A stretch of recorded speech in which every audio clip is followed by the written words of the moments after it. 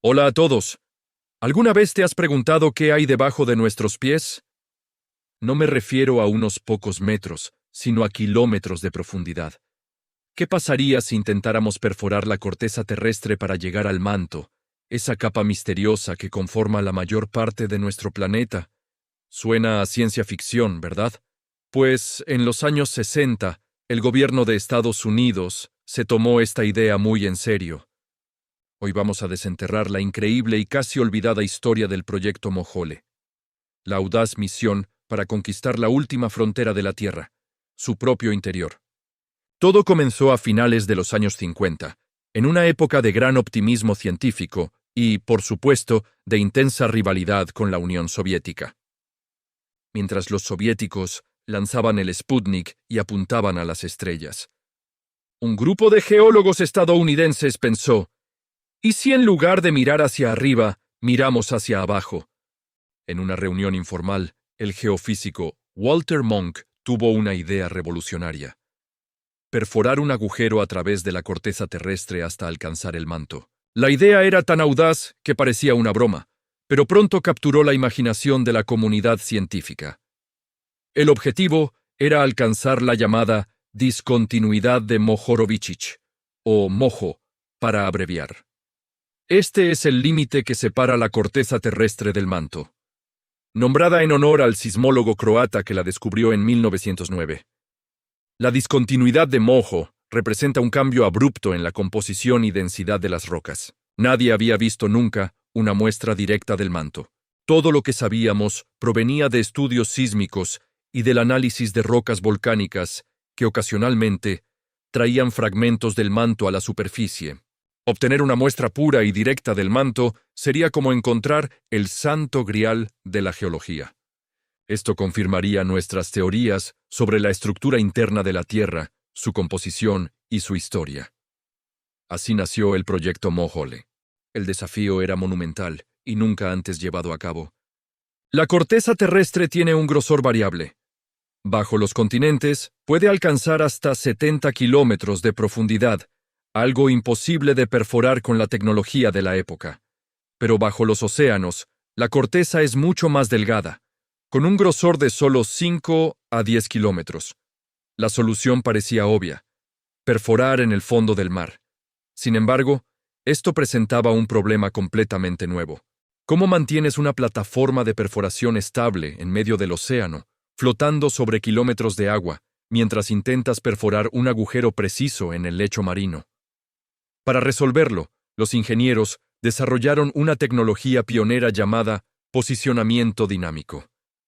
La idea era rodear el buque de perforación con una serie de boyas equipadas con sonar.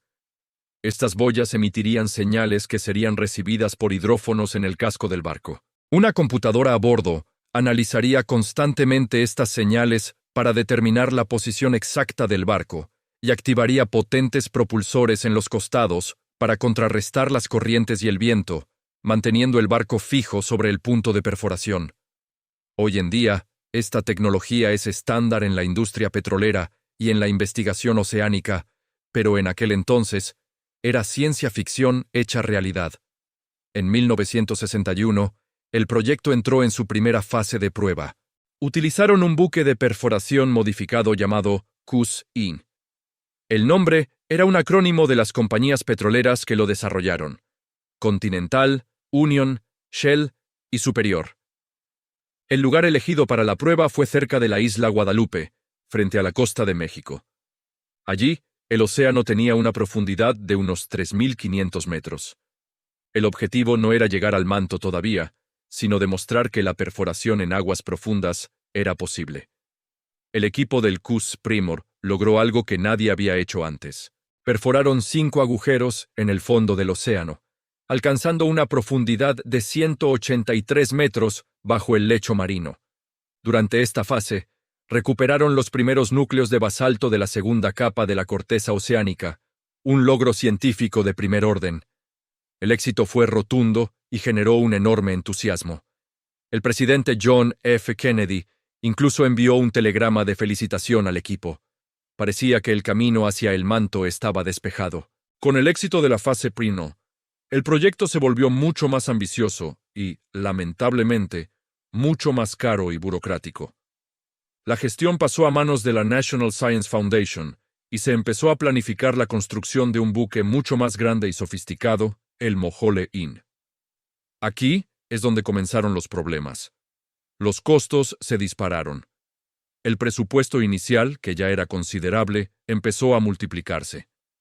Se estima que el costo total del proyecto se proyectaba en más de $100 millones de la época, una cifra astronómica.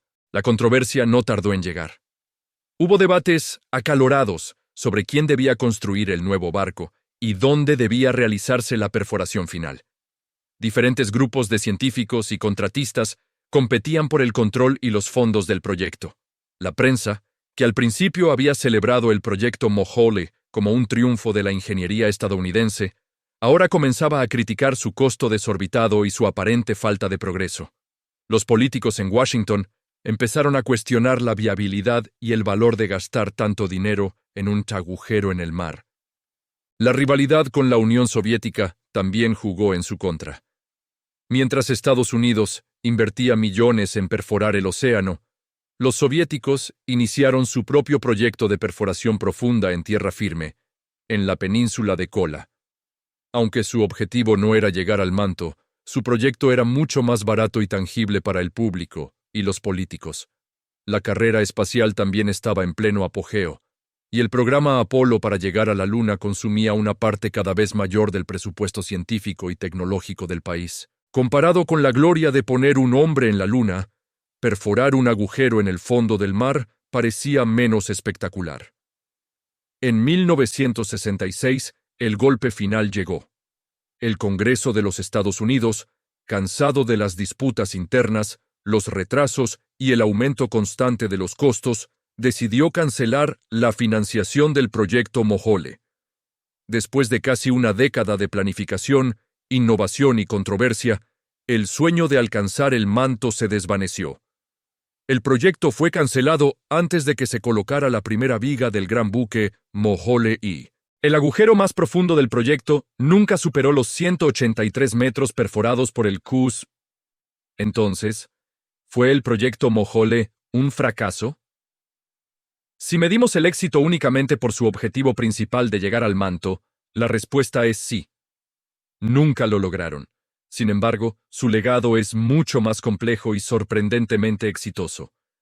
Las tecnologías desarrolladas para Mohole, como el posicionamiento dinámico y las técnicas de perforación en aguas profundas, revolucionaron la exploración oceánica y la industria petrolera en alta mar. Sin Mohole, probablemente no tendríamos las plataformas petrolíferas que operan en aguas profundas hoy en día. Además, el proyecto inspiró una nueva era de investigación geológica marina.